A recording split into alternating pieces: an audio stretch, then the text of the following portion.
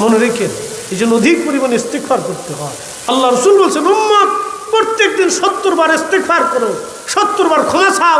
আর আমার দেশের মুসলমান এক দল আইছে, দোয়া বন্ধ করে দাও, বেদাত ও শয়তান কোথাকার, ও ইসরায়েলের দালাল কোথাকার না কেন।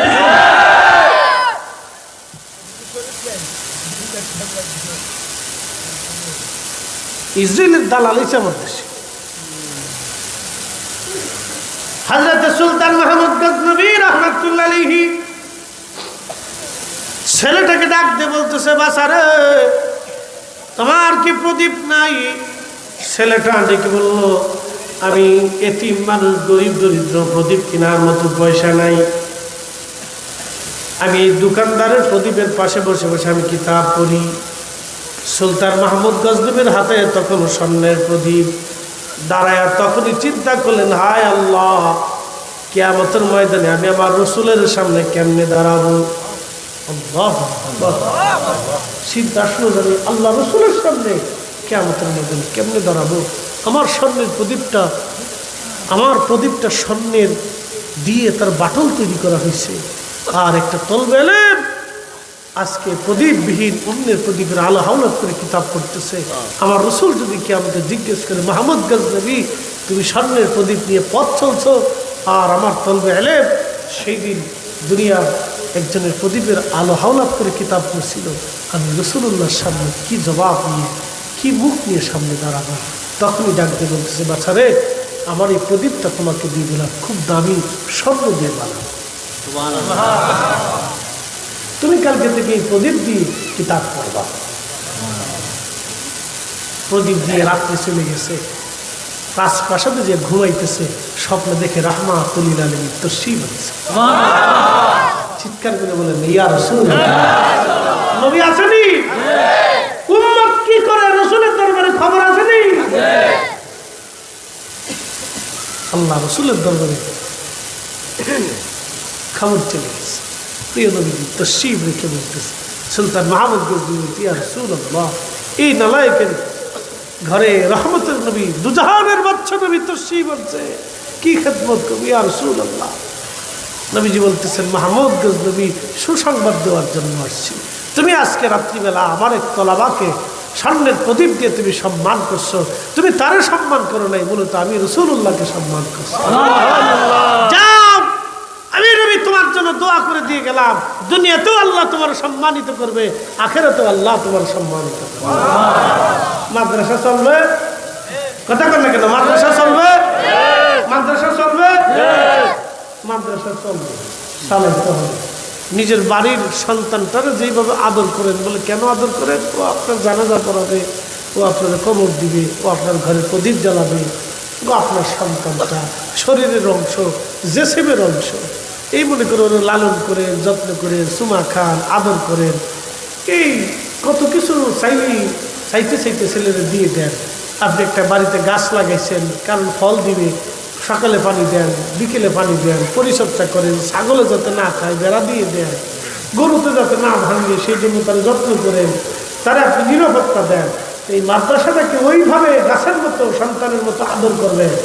কেন আদর করবেন? আপনি মরে গেলে অটোমেটিক কবরে নেকি চলতে থাকবে, চলতে থাকবে, চলতে থাকবে, চলতে থাকবে।